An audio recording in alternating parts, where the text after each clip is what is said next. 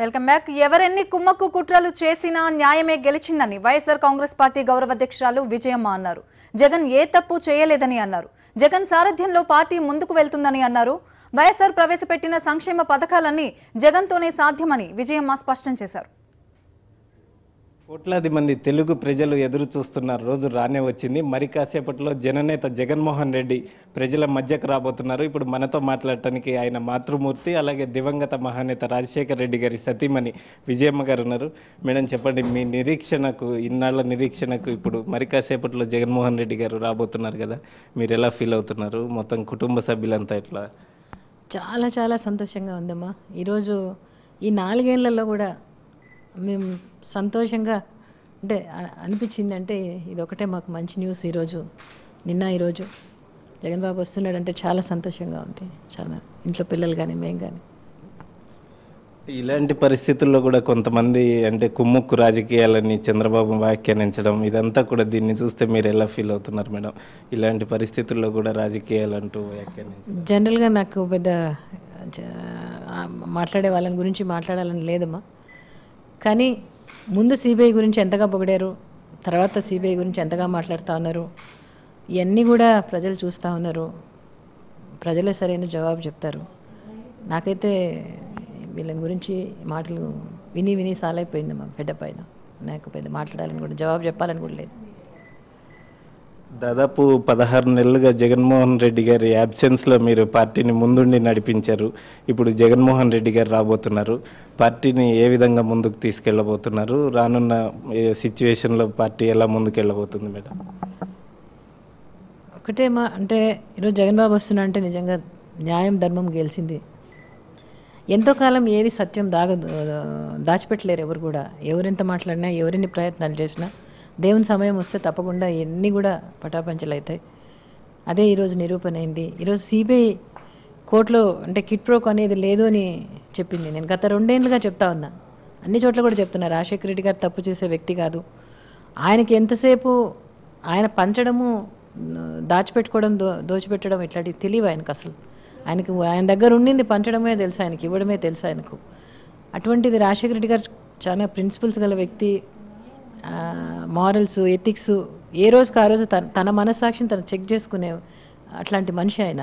కాబట్టి మేము జగన్ బాబుని, షర్మిలమ్మని కూడా ఒక జీవిత లక్ష్యాలతో, విలువలతో, ఎథిక్స్తో, మారల్స్తో పెంచాం.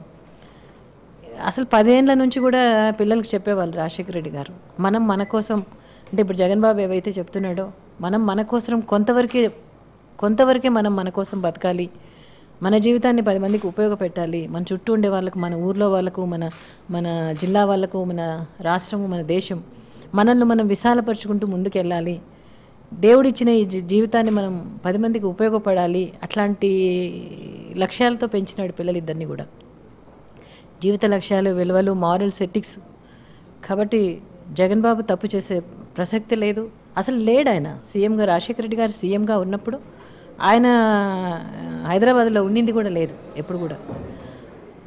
ఆయన మోస్ట్లీ బెంగళూరులోనే ఎక్కువ ఉండేవాళ్ళు, బిజినెస్ చేసుకుంటూ ఉండేవాళ్ళు.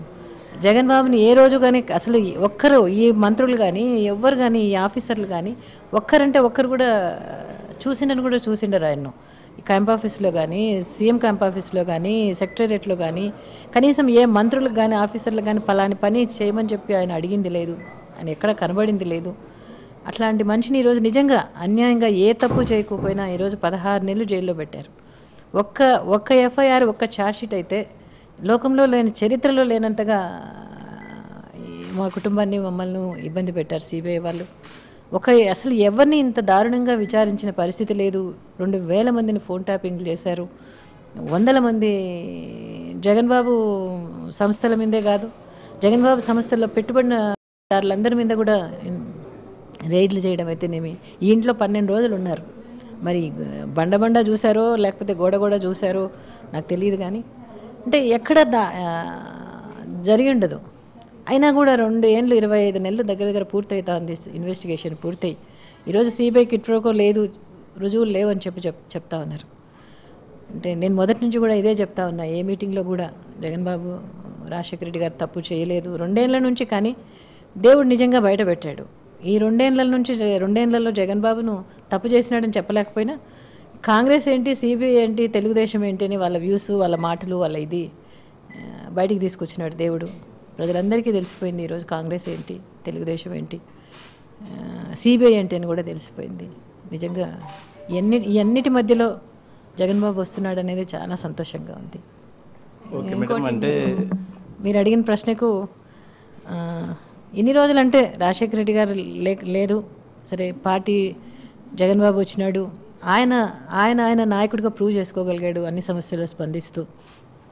ఆయన లేని యాబ్సెన్స్లో రాజశేఖర రెడ్డి గారు ఇంత కష్టపడి కొన్ని కోట్ల మంది హృదయాల్లో స్థానం సంపాదించుకుంటే జగన్ బాబు కూడా అన్ని కోట్ల హృదయాల్లో తను చేయగలడు, మళ్ళీ రాజశేఖర రెడ్డి గారి సువర్ణయుగాన్ని తీసుకురాగలడు, వాళ్ళ నాయన చేసినవన్నీ ఇవ్వగలడు, చేయగలడు అన్న నమ్మకం తెచ్చుకున్నాడు.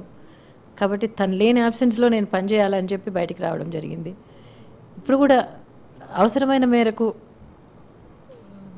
తప్పకుండా ప్రజల్లో ఉంటా, జగన్ బాబుని సీఎంగా చేసేంత వరకు పనిచేస్తాం. మేడం, అంటే దాదాపు 8 కంపెనీల్లో ఎలాంటి ఆధారాలు దొరకలేదని చెప్పి సిబిఐ కోర్టుకి నిన్న చెప్పడం, ఈ పరిస్థితిని అంతా కూడా అంటే ఎప్పటి నుంచో చెప్తున్న 1,00,000 కోట్లని ఇన్ని రకాలుగా మాట్లాడిన వాళ్ళంతా కూడా ఇప్పుడు ఏం చెప్తారని భావిస్తున్నారు? అంటే 1,00,000 కోట్లు అన్నాళ్ళు కేవలం 1,000 కోట్లు 1,200 కోట్లకే పరిమితమైన పరిస్థితి. అలాగే 8 కంపెనీల్లో ఎలాంటి ఆధారాలు లేవు, కిడ్ ప్రోకో జరగలేదని చెప్పి సిబిఐ చెప్పిన పరిస్థితి కనిపిస్తుంది. ఇవన్నీ కూడా అంటే తెలుగుదేశం పార్టీ ప్రాపగాండా. మన పార్టీలోకి వచ్చిన మహేశ్వరరెడ్డి గారు చెప్తా ఉన్నారు. ఆ బుక్ రాసినప్పుడు, రాజ్ ఆఫ్ కరప్షన్ అనే బుక్ రాసినప్పుడు అసలు జగన్ బాబు కాదు, అసలు ఆయన గురించే రాసినప్పుడు ముందు 10,000 ఎక్కడో చోట రాయమని చెప్తే 10,000 దొరకడం లేదు, చేయటం లేదు, ఏం రాయాలని అర్థం కావట్లేదు అంటే లేదు కూర్చొని రాయాలంటే ఇంట్లో కూర్చొని రాశారు. 10,000 రాసాక 30,000 కోట్లు రాశారు రాయమన్నాడంట. 30,000 కోట్లు అయిపోయినాక 1,00,000 కోట్లు అని రాసి దాన్ని గోబెల్స్ ప్రచారం, 1,00,000 కోట్లు 1,00,000 కోట్లు 1,00,000 కోట్లు అని చెప్పి గోబెల్స్ ప్రచారం చేస్తూ ఉన్నారు. ఈ రోజైనా 1,200 కోట్లు అనేది కూడా జగన్ బాబు పెట్టుబడులై దేని గురించి సంపాదించింది కాదు, ఎవరో ఇచ్చింది కాదు, అది పెట్టుబడులై, అది ఆయన తెలిపినేటి, ఆయన ఎంపీగా పార్లమెంటుకు తెలిపినట్టేనేమి, ఐటీ డిక్లరేషన్కి తెలిపినట్టువేనేమి, ఈరోజు కొత్తగా సిబిఐకి అనుకునేది ఏమీ లేదు. అలాగే అంటే ఎంపీగా తన సభ్యత్వానికి కూడా రాజీనామా చేయబోతున్నట్లు అంటే కాసేపట్లో మేకపాటి రాజమోహన్ రెడ్డి గారు అలాగే జగన్మోహన్ రెడ్డి గారి తరఫున ఆయన స్పీకర్ని కలవబోతున్నట్టుగా ఉంది. అంటే ఎలా ముందుకు వెళ్ళబోతున్నారు మేడం? స్పీకర్ ఫార్మేట్లో జగన్ బాబు జైలు నుంచి పంపించడం జరిగింది రాజీనామా. వైఎస్ఆర్సీపీ ఎమ్మెల్యేలందరూ కూడా స్పీకర్ ఫార్మేట్లో స్పీకర్కి పంపించడం జరిగింది.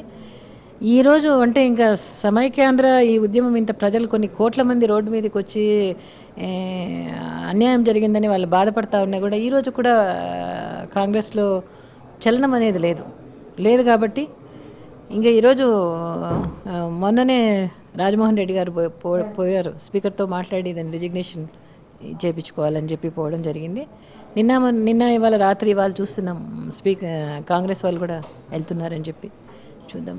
కాంగ్రెస్ తెలుగుదేశము డబుల్ గేమ్ ఆడుతూ ఉంది, ప్రజలందరికీ తెలుసమ్మా అన్నీ కూడా. మొత్తానికి ఎవరిని కుమ్ముకు కుట్రలు చేసినా ప్రజా జీవితంలో న్యాయమే గెలిచిందన్నది విజయమ్మ గారు చెప్తున్నారు. మరి కాసేపట్లో జగన్మోహన్ రెడ్డి గారు వచ్చిన తర్వాత పార్టీ ఏ విధంగా ముందుకు తీసుకెళ్లాలనే దానిపై పూర్తి స్థాయిలో చర్చించి ముందుకెళ్తామని చెప్పి ఆమె విశ్వాసం వ్యక్తం చేస్తున్నారు. వీడియో జర్నలిస్ట్ శ్రీనివాస్తో చంద్రకాంత్, సాక్షి టీవీ, హైదరాబాద్.